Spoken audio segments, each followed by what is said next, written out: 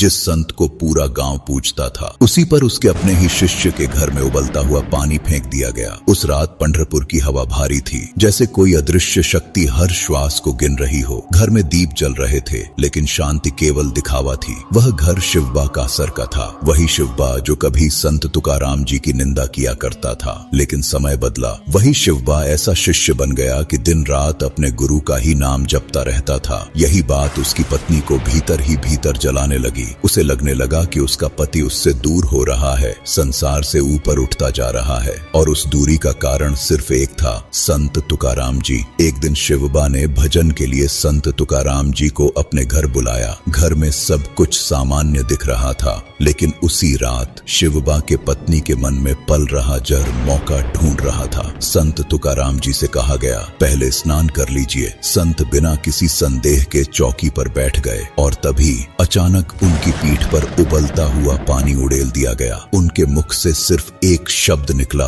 विट्ठल। कुछ ही क्षणों बाद घर में चीख गूंज उठी, लेकिन वह आवाज संत की नहीं थी। जिस स्त्री ने पानी फेंका था, उसी की पीठ जलने लगी। फफोले उभर आए, वैद्य बुलाए गए, इलाज हुआ, पर दर्द कम नहीं हुआ। तब किसी ने कहा, जिस संत पर पानी डाला गया था, उन्हीं से क्षमा मांगो। संत तुकाराम जी को गंगा जल से स्नान कराया गया।